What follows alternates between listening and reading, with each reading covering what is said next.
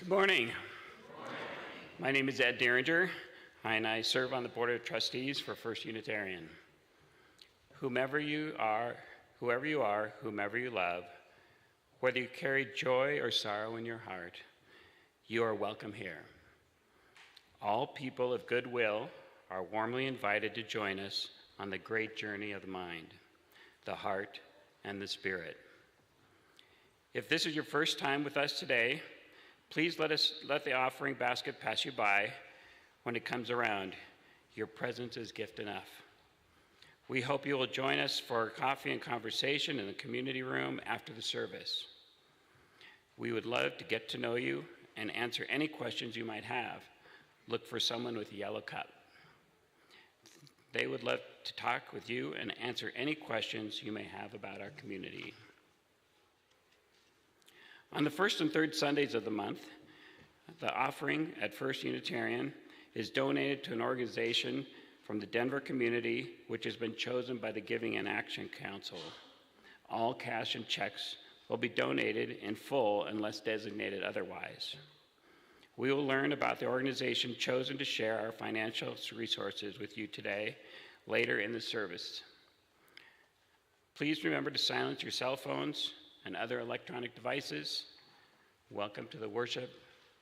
At this time, please greet the people sitting around you this morning.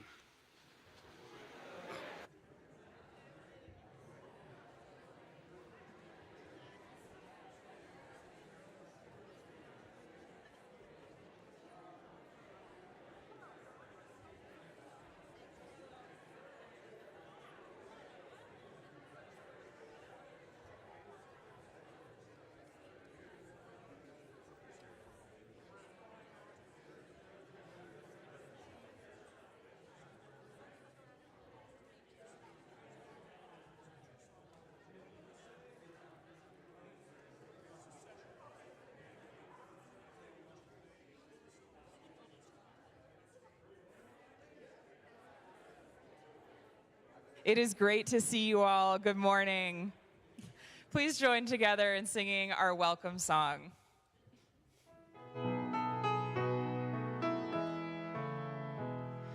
We are many, we are one. The light of the world is within you.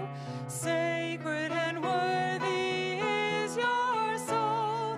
A place has been made for you. Welcome here this morning.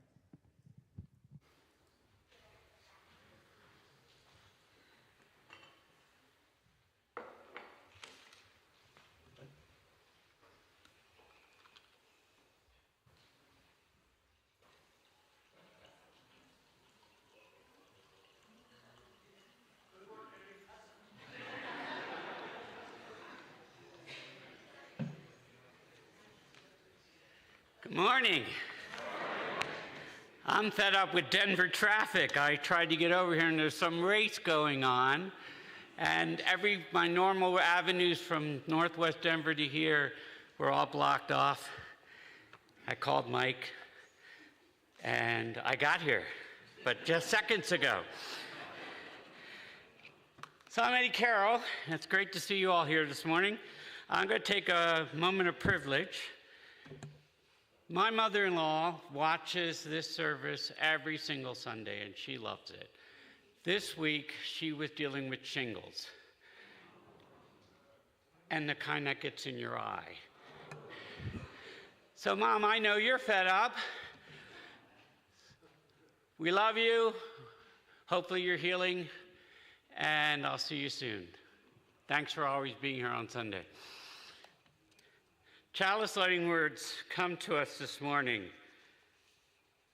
from Mason Bolton, and it's titled, Benediction for a Heavy Heart. Good morning.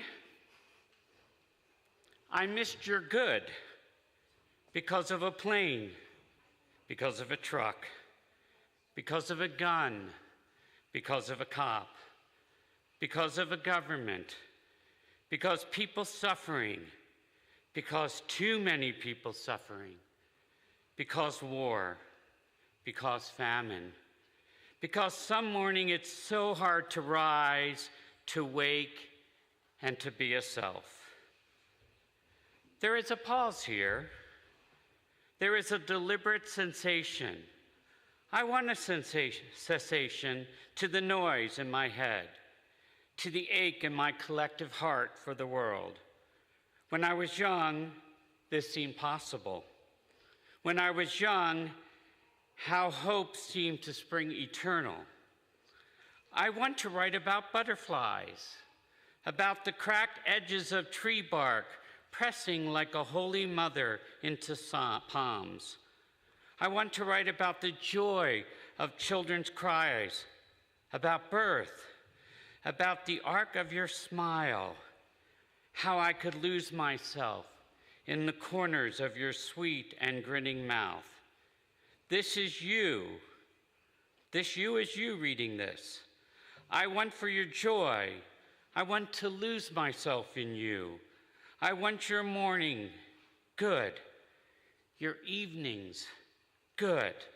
All the late nights and the sunrises and the afternoons, and the moments pressed against the tickling glass of your life, good. Breathe for yourself, for each other. Let us breathe in when others cannot, when we can do nothing else.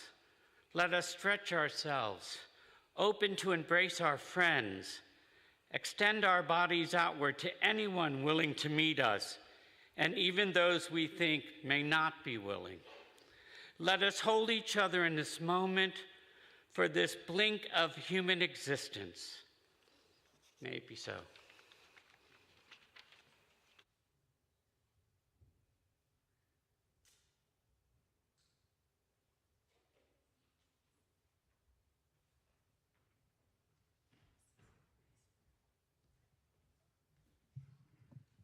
Good morning, everybody.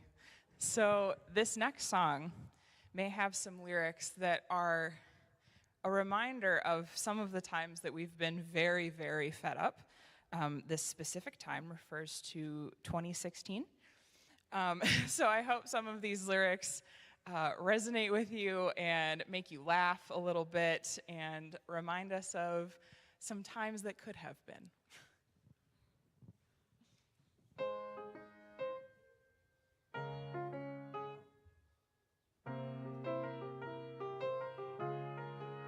Carry on with your business. There is nothing to see. You must be pretty desperate if you've come out looking for me. You regret how we parted. That is well understood. Now please leave me to sip on my wine and to wander the woods. Didn't I go where you sent me? Didn't I meet your demands? Didn't I answer your questions? Didn't I shake all your hands? Didn't I do the best I can? Wasn't I better than any man? Wasn't I cool and collected when all of the crap hit the fan? Wasn't I cool? Wasn't I?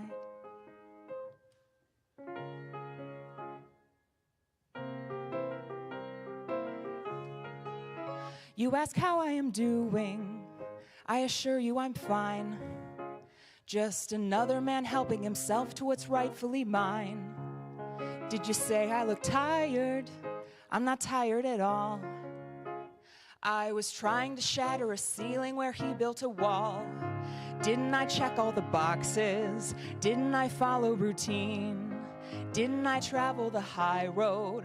Never was petty or mean. And did I run a clean campaign? Did I inform and entertain?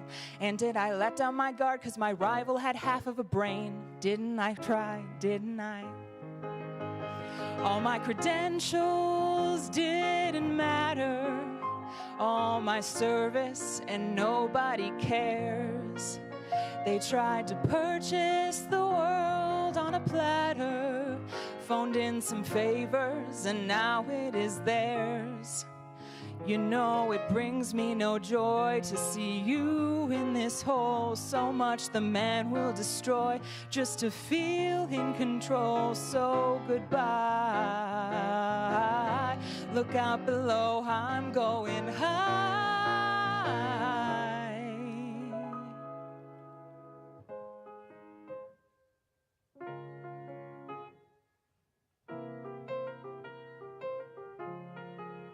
I know you want your closure, 'cause the future's unclear. I feel no obligation to tell you what you want to hear. Would you like me to save you?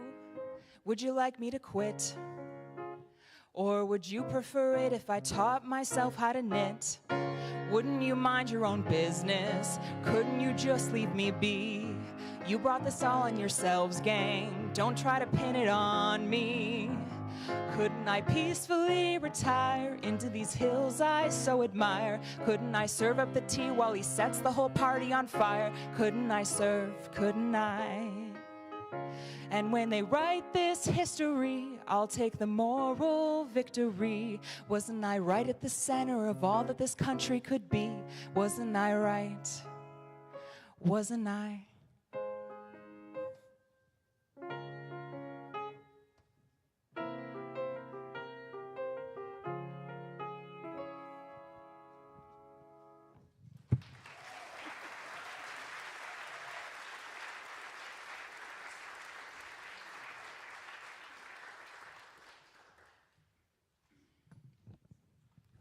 Good morning.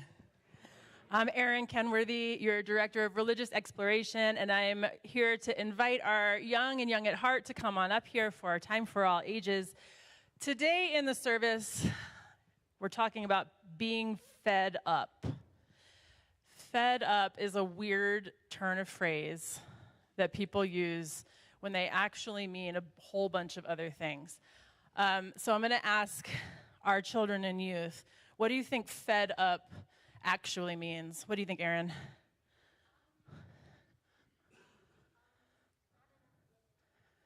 Not enough liberty, not enough choice for kids. Okay. You're getting ahead of what I'm doing in Time for All Ages, but I like where your head is. Yeah. How many of you down here have felt like, I've had enough? You ever have felt that? Yeah. What about, that's it? Or you've been pushed to the limit. Not one more time. Any of that? Yeah? And in my head, I think of it sometimes like I have a dial on the inside and it goes from 0 to 10. And when somebody starts to try to push it to 11, that's when I feel like I've been fed up. Yeah? Like turned all the way past my limit. And so in that moment, when I have those feelings in my body, I feel like my stomach hurts, and I feel like I don't have any options, and I feel like I'm just gonna start yelling and screaming at people. You've seen it with little kids, like when they've built a tower and somebody comes over and knocks it over. Yeah? Our toddlers and babies are so good at letting us know when they are fed up. Yeah? They're honestly, that's the main thing that they need to communicate. And so you can see it instantly. You'll see, what do you see there with really little kids when they're fed up? Screaming, crying, biting, throwing themselves on the ground, refusing to do anything. Yeah? Guess what? Kids and adults also have those feelings inside. It's just that we've learned to regulate ourselves. That's it. We have the same feelings inside sometimes, like you just want to throw yourself on the ground and start screaming. Happens to me. So today, what I brought just to show you guys for a visual is I have these feelings flashcards, and I stacked the deck a little bit so that we can see what being fed up actually feels like. So when I hold this up, if the people who are down here can read the card, just yell it as loud as you can, all right? So this first one. Scared. Yep.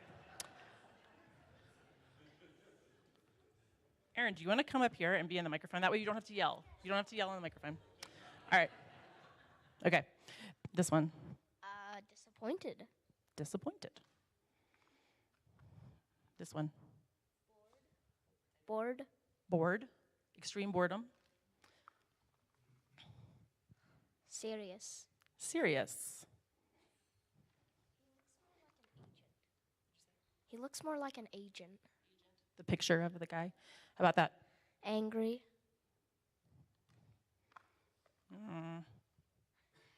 Mean. Mean.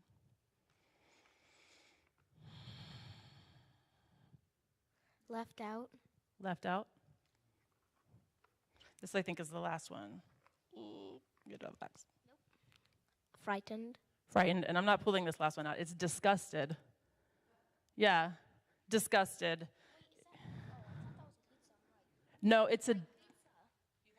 You think it looks like pizza? Yes. It is a dirty sock. I see that now. Yeah. She's disgusted in that picture. It had dirt spots, so I thought that was the pepperoni. Yeah, I can see that. It's a pretty simple drawing. Erin, thanks for your help with that this morning. So all of those feelings wrapped up together lead us to feeling fed up, pushed to our limit. And so I wanted to poll the adults in the room, because I already talked to some of our children and youth this morning about what makes them feel fed up. And I'm curious if the adults will get any of these answers that they've given me. So now I'm opening it to the floor out there. Let's see if you can guess answers. What makes kids feel fed up? Not being heard. Clueless parents. The not being heard is on the list. Got it. Clueless parents didn't come up, but maybe it could be added. Rules is at the top of the list, the first answer I got. Rules and limits. Yeah. What else? Pressure to perform. Didn't show up on the list, but I bet that it could be added. Difficult teachers. Maybe just even adults. Being bullied.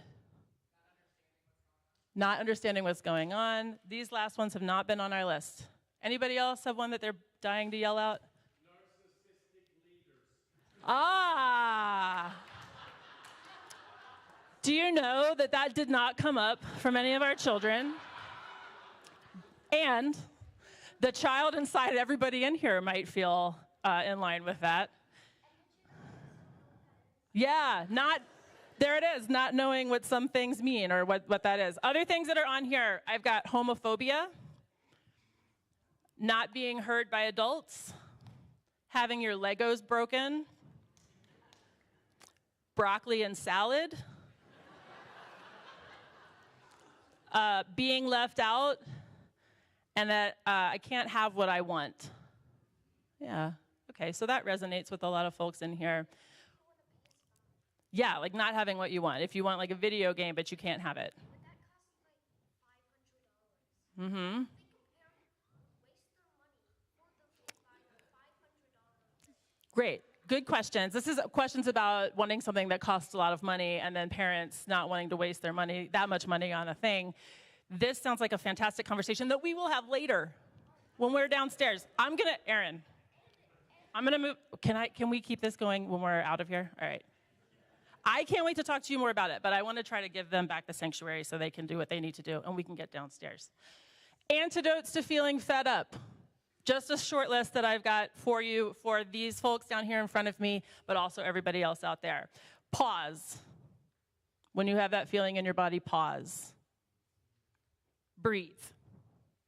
Be mindful of breathing. Maybe 5. In our house, we love mountain breathing, where you have your hands and then you breathe up on the up, and then trace down and let it out.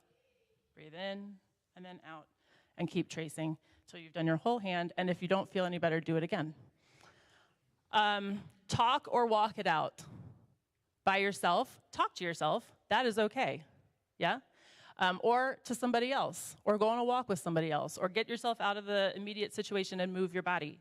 And my favorite is to be silly in those moments, to try and access some extreme moment of silliness. And so downstairs in RE, we do a bunch of silly things during a portion of programming we call Spirit Move. And Matt Davis is incredible at leading Spirit Move. We do all sorts of silly things. What I'm gonna offer up to you right now is just words that you can say when you're feeling really fed up. I bet some people have some choice words that they're really used to. Those are their go-tos when they're fed up. We don't need to share those right now because I'm going to give you other ones to use. But what I want you to do is in your body, if you can, try to access a memory of being fed up. Okay? The last time you felt, that's it, I've had enough, I'm pushed to my limit. And I want you to take a deep breath, and then I want you to say out loud in your angriest voice, the word bubbles. Are you ready? 1, 2, 3, bubbles. There you go. That's a good one to try. It's hard to be angry at bubbles when you say it out loud. Another one is sprinkles. So let's try that one. Breathe it in. Get frustrated. Sprinkles. Good one. And then the last one is party hats. Are you ready? Breathe it in. Party hats. Great. Use that liberally outside of this community, and if you have to while you're here.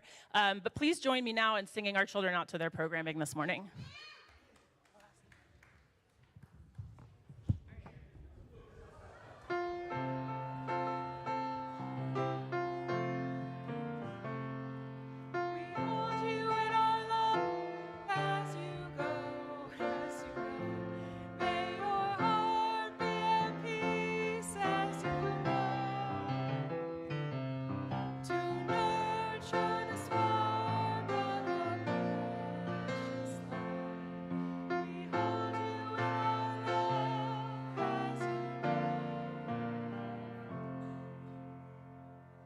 If you would all please rise in body or spirit and join us together in singing number 211 in your gray hymnal, We Are Climbing Jacob's Ladder.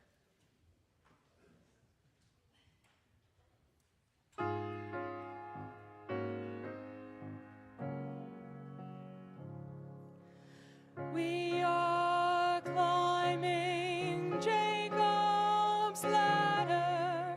We are climbing Jacob's ladder. We are climbing Jacob's ladder. We are climbing on. Every round goes higher, higher.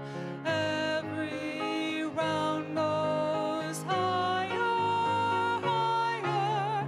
Every round goes higher, higher. We are climbing on. If I stumble, will you help me?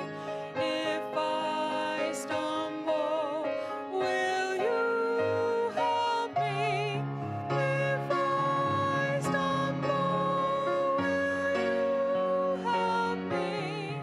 We are climbing on. Though the road is steep and rugged, though the road is steep and rugged, though the road is steep and rugged, we are climbing on.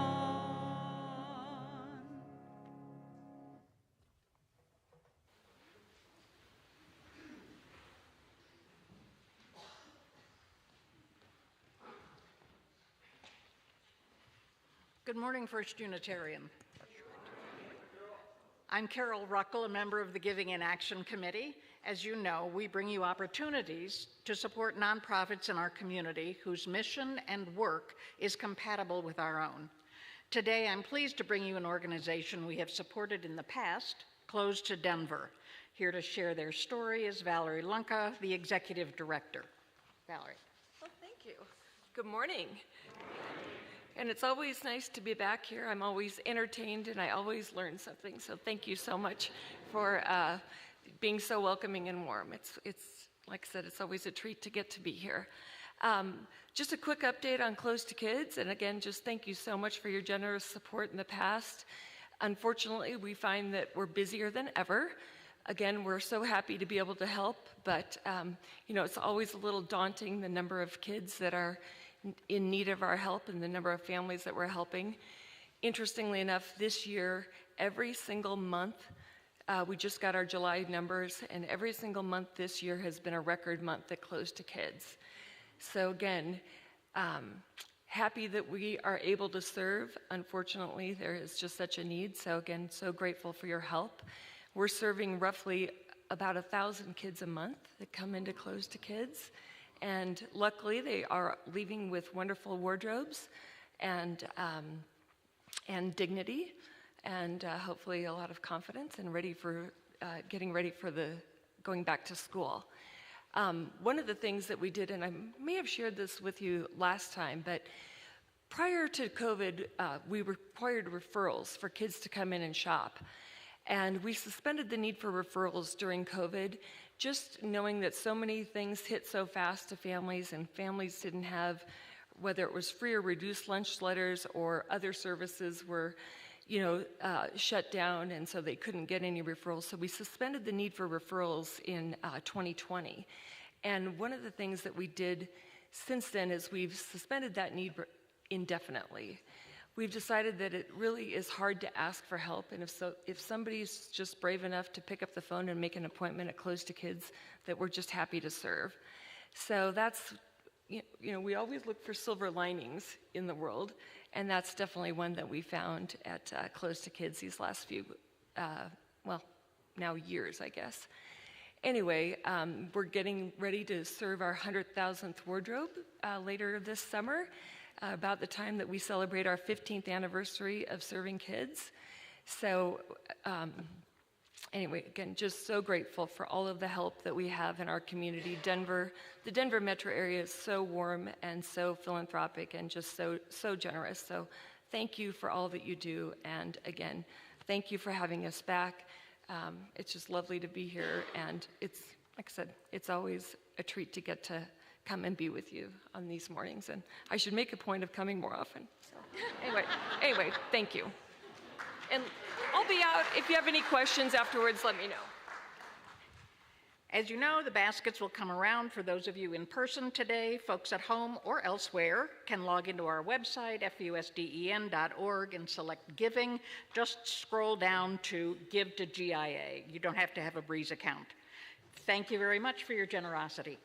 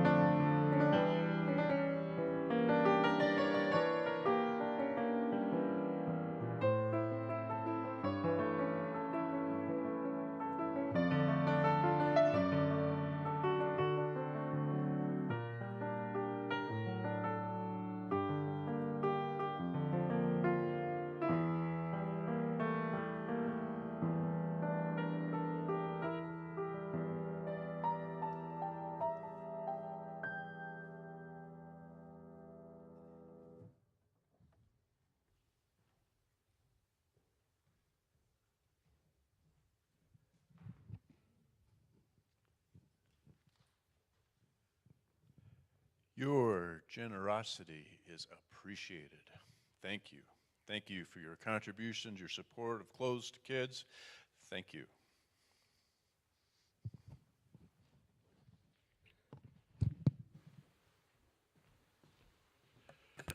Good morning, First Unitarian.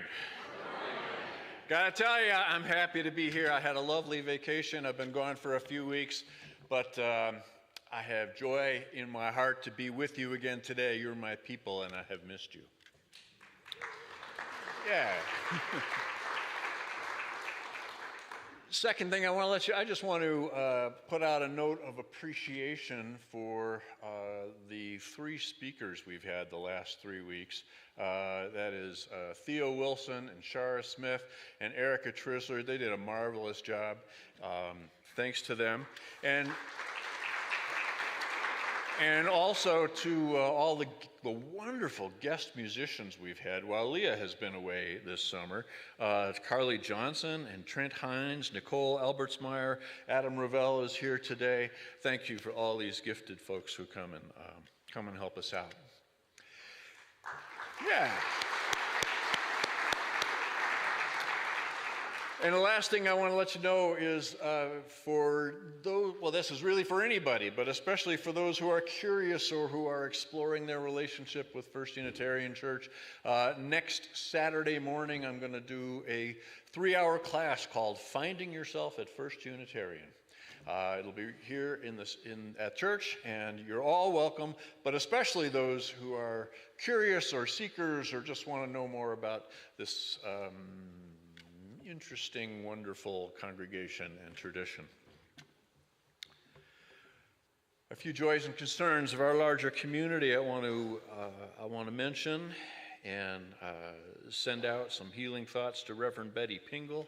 She is recovering, we hope, but she is not up for visitors at this time. She's just saving her energy, and you can reach her, but if you do so, reach her through her daughter. I want to mention Colleen Bryan, who is recovering from hip surgery and is very grateful to the caring team and to this larger community for all the support she has received. And I want to hold up Betty Cooner this morning. Betty Cooner's husband, Warren, is in ICU at this moment on a ventilator. He's almost certainly being moved to hospice today. And it's not expected that he's going to last too much longer. But please keep Betty in your thoughts and prayers right now. I also want to, for various reasons, this morning I want to hold up, call attention to, ask for your prayers for people who deal with chronic health matters, which is a whole bunch of people. People who deal with chronic pain, Crohn's disease, Ehlers-Danlos syndrome, fatigue, arthritis, slipped, crunched, ruptured, or fused discs, neuropathy in its many different forms and manifestations. We see you. We love you. We wish you excellent care and extraordinarily effective medication, and all the strength and perseverance and support you can stand.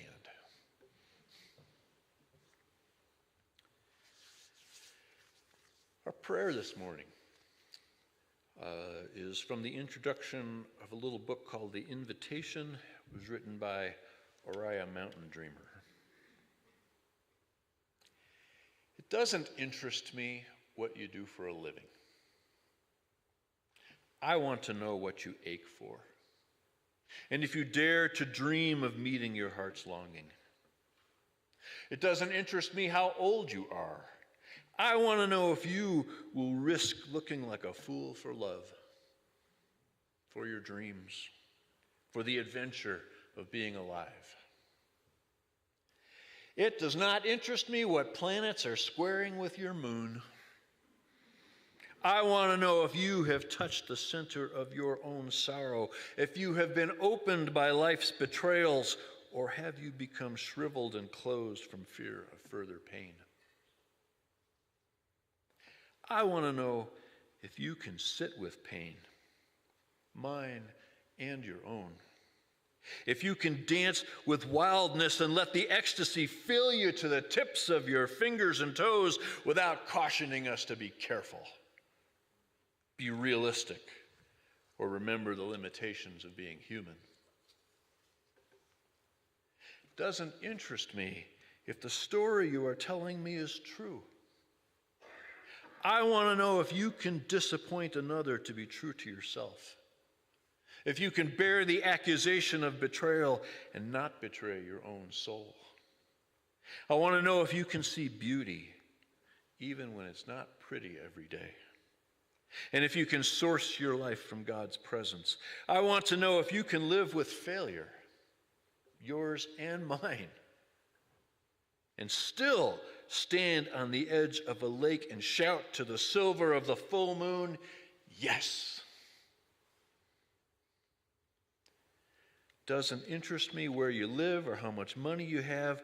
I want to know if you can get up after the night of grief and despair, weary and bruised to the bone, and do what needs to be done for the children. Doesn't interest me who you are or how you came to be here. I want to know if you will stand in the center of the fire with me and not shrink back. Doesn't interest me where or what or with whom you've studied. I want to know what sustains you from the inside when all else falls away. I want to know if you can be alone with yourself and if you truly like the company you keep in those empty moments. Amen.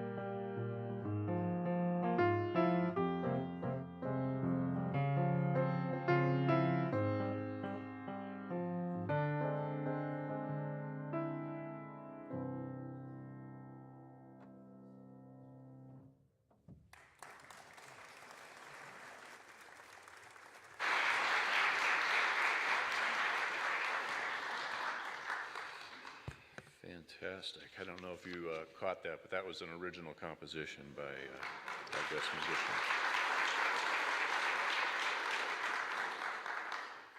So some of you might remember a movie back in 1976 called Network.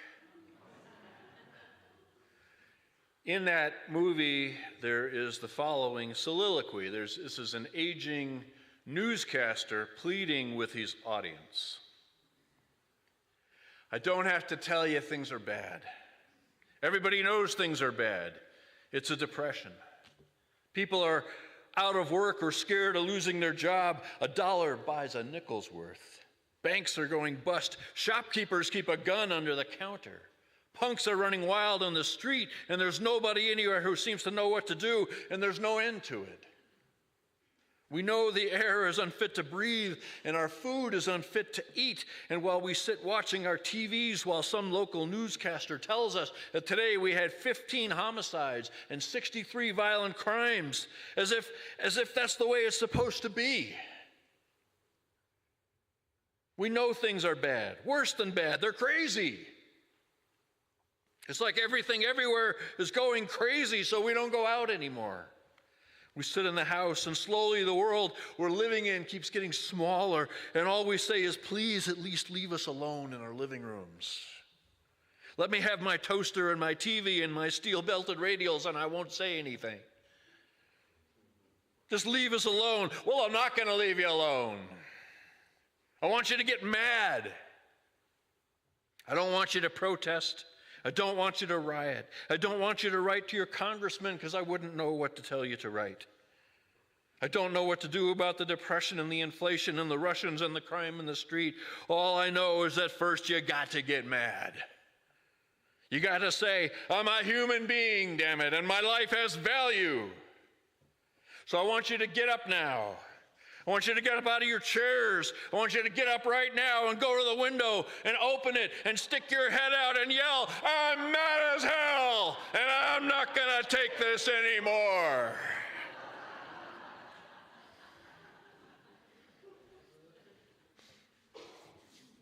That was 50 years ago, almost. Arguably the good old days. Amen? So I did a little crowdsourcing to get ready for this morning to speak on being fed up. On Facebook, I posted the question, what are you fed up with? And about 20 people responded. School shootings and gun violence was one of the first responses. Someone else said, politics in this country. I don't have a relief valve for that other than fantasizing about moving to Norway. One of our former members who moved to Wisconsin wrote, I am fed up with divisiveness and othering. As we turn away from each other and dehumanize anyone we disagree with, cruelty is everywhere. Another one wrote, I'm fed up with humans disappointing me in their choice of self-centered actions over humanity.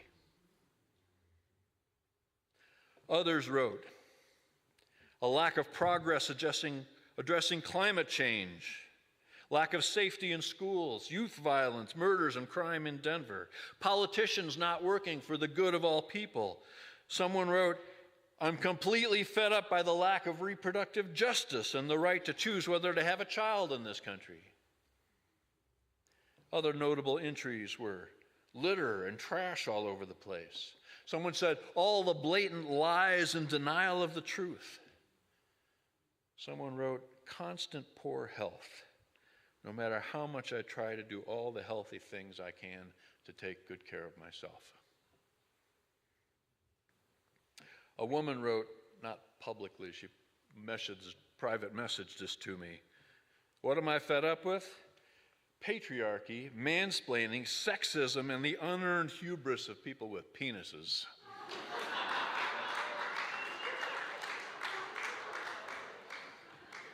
There's a lot of women nodding their heads in this room right now.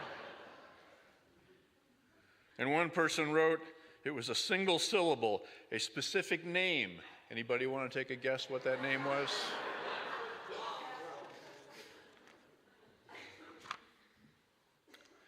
I also enjoyed an article I found on a parenting website, scarymommy.com.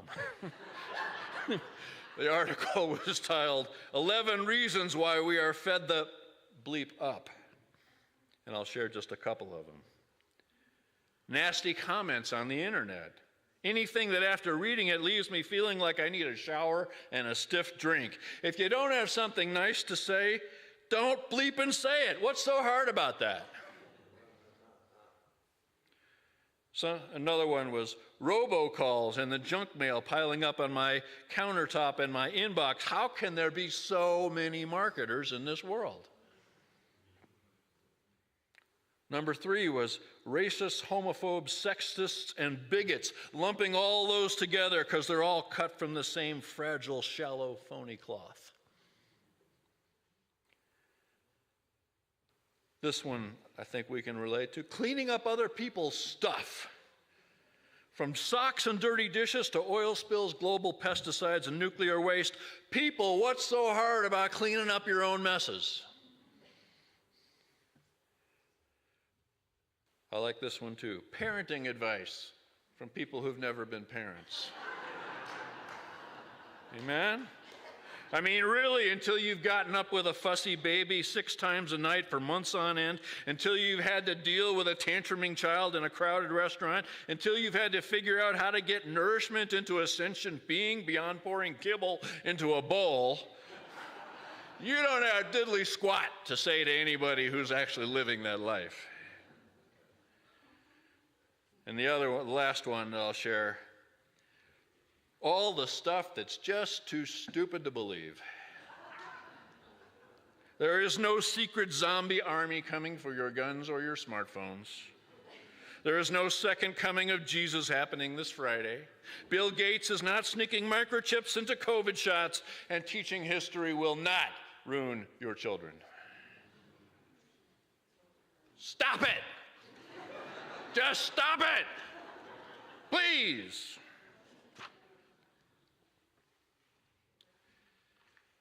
You have certainly got your own list of things that make you fed up. It's okay. It's all right. Like Krishnamurti once said, it is no measure of health to be well adjusted to a sick society.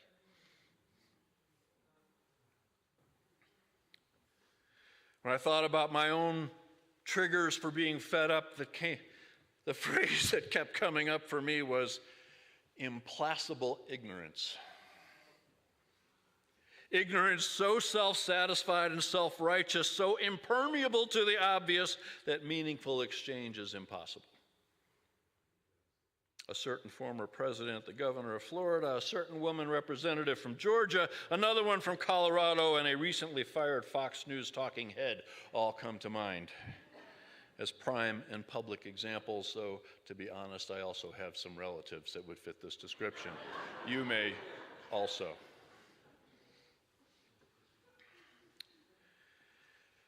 A few weeks ago, I did a sermon about loneliness. And one of the key takeaways, at least I hope so, was that feelings of loneliness are perfectly normal and even healthy. They are evidence that your emotional system is working precisely as it evolved to do. Those feelings are there for a reason. They're trying to tell you something.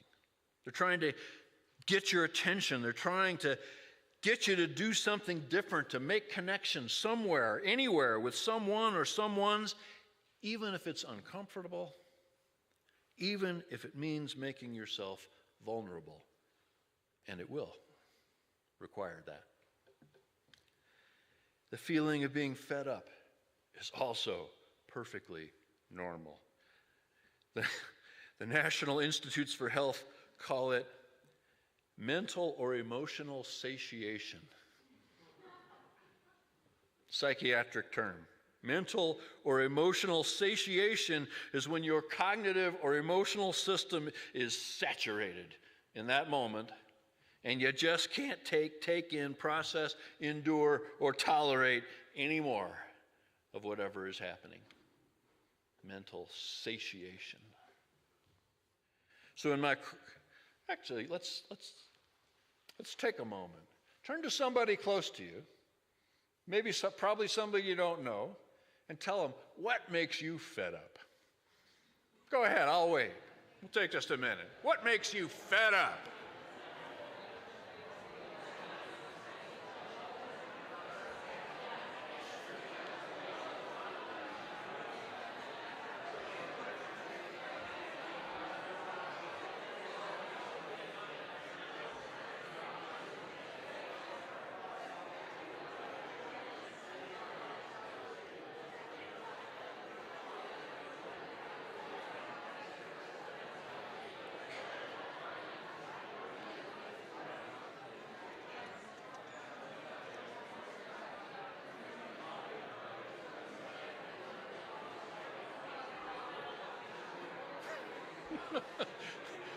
I see we could do this all day.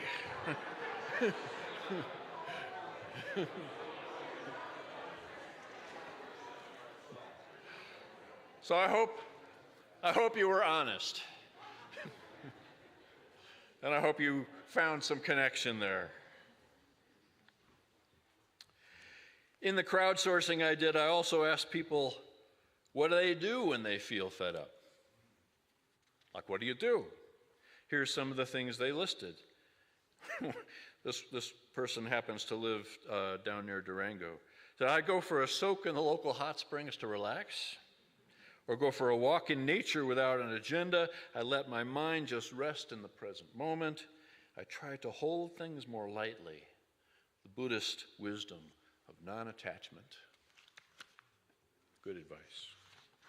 Another said, to escape from feeling fed up, I immerse myself in solitary activities, reading, sewing, knitting, etc. Being in a creative space seems to alleviate feelings of helplessness and being fed up.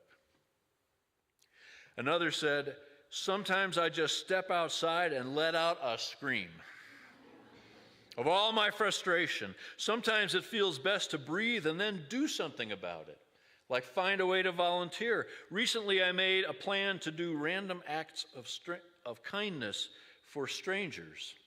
And I've been buying LGBTQ plus friendly books and donating them to local libraries, leaving them in free library boxes and giving some to LGBTQ plus youth and family groups in my county.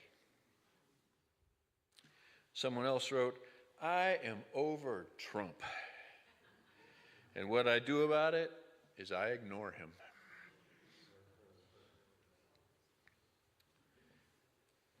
For me personally, when I'm physicality is just enormous for me. When I feel fed up, working with my hands, going for a walk, noodling on an instrument, playing with my dogs, playing basketball, even washing the dishes, like anything that gets me out of my head and into my senses, into my body, helps calm me down and clear my head.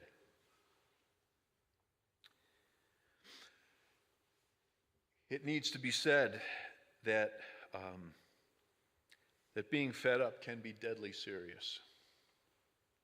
And I was really moved by a passage from the author and activist Morgan Richard Olivier. She wrote, I had reached a point that I no longer had anything left to say. Not only because I knew the best course of action was to be still, but also because I had no desire to put myself in the crosshairs of anyone else's ulterior motives. I was done, drained, and deeply depressed.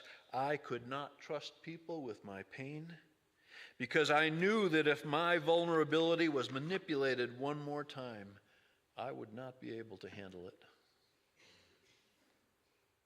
In response, I said nothing, while people assumed and said everything. I allowed my silence and absence to be misinterpreted. Not because I feared facing others, but because I feared further losing my mind, my faith, and myself.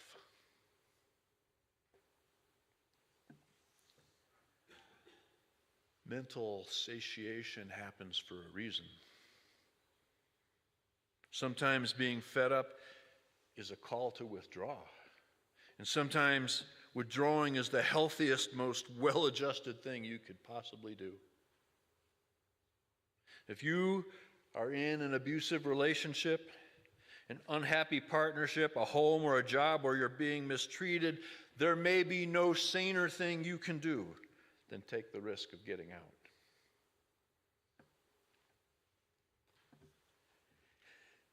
It also needs to be said and understood, right, that our capacity for being fed up fluctuates. This is not a one-time steady state. Right? Things that we can handle just fine one day can push us right over the edge the next day. Our capacity at any given moment, this is what psychiatrists tell us, can be affected by grief, by depression, by stress, by self-esteem, by health issues, and absolutely by loneliness.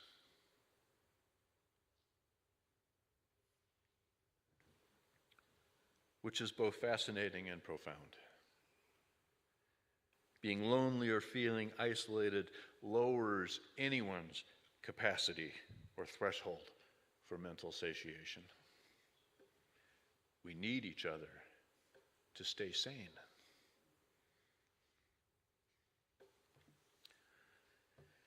I think another truth that needs to be spoken on this subject is just the sheer, unfathomable resilience and toughness of living things. And the people who lived through things, hopefully you and I can only imagine. I think about the millions of African and indigenous people who were enslaved. I think about the Armenian genocide, the Holocaust. I think about the women and girls right this moment living in brothel cities in India. I think about the poverty of places like South Sudan and Burundi, refugee camps in Europe and North America. I think about the soldiers who were starving and freezing in the trenches in both world wars. I think about all the victims of child and spousal abuse all over the world. I know for certain my life, at least, has been blessed beyond anything I could possibly deserve. And none of that stuff I mentioned changes the validity of feeling fed up with politics or gun violence or an addiction or a toxic relationship or implacable ignorance. But keeping perspective is also part of what keeps us sane. Amen? We are all capable, every one of us, we are all capable of far more than we give ourselves credit for. And we all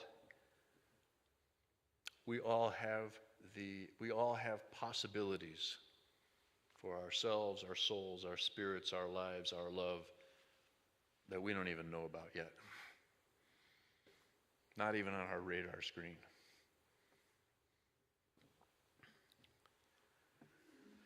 Michael Singer wrote, "No solution can possibly exist when you're lost in the energy of the problem."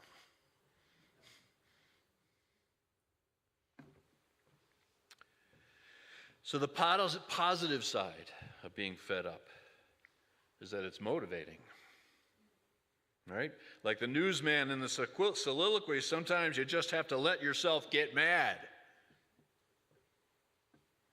Buddha was fed up with suffering. Jesus was fed up with the money changers in the temple. Rosa Parks was fed up with the back of the bus. Martin Luther King was fed up with systemic racism. Every addict in recovery ever got fed up enough at some point to make some changes in their lives. I actually think people come to church. I think part of the reason you are here is because you're fed up with a disconnected, unloving, and immoral world. And you want to be part of creating or modeling or at least exploring a different way of being in this world.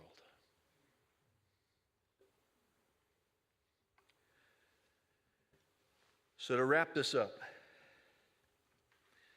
just like feelings of loneliness, feelings of being fed up are a gift. They're a message from our bodies, from the world, maybe from beyond, for all I know. They're a message. They're trying to communicate something. They're trying to get our attention. They're trying to get through to us. And maybe not all the time, but many times, the best thing we can do when we have those feelings is just sit with them. Be with them. Listen to them. Follow them to see where they lead, to see what they're trying to tell us, to see what possibilities they are hiding inside them and inside you. Amen.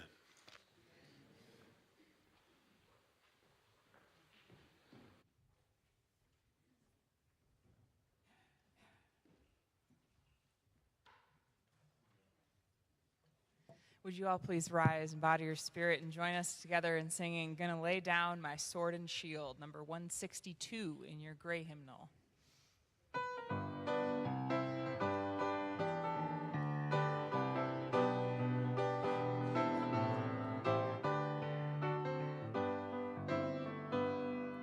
Gonna lay down my sword and shield down by the riverside, down by the riverside, down by the riverside. Gonna lay down my sword and shield down by the riverside. Gonna study war no more. I ain't gonna study war no more. Ain't gonna study war no more. Ain't gonna study war no more. Ain't gonna study war no more. Ain't gonna study war no more. Ain't gonna study war no more. Gonna lay down my burden down by the riverside, down by the riverside, down by the riverside. Gonna lay down my burden down by the riverside. Gonna study war no more. I ain't gonna study war no more. Ain't gonna study war no more. Ain't gonna study war no more.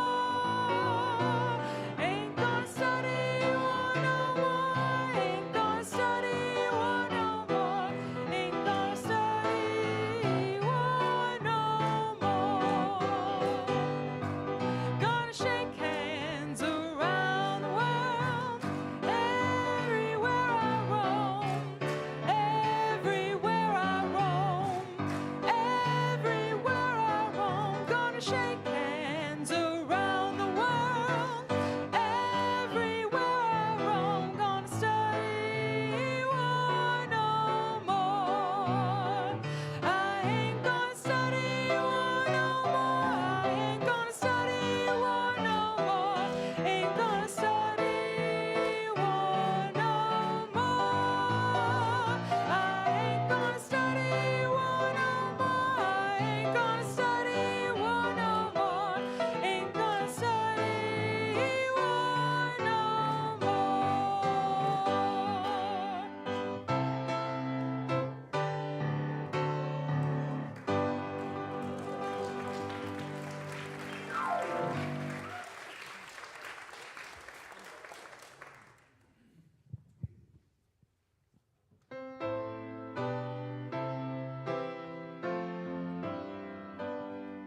Behind all our differences and beneath our diversity, there is a unity that makes us one and binds us forever together throughout all time, through life and death and the space between the stars, throughout all time, through life and death, and the space between the stars.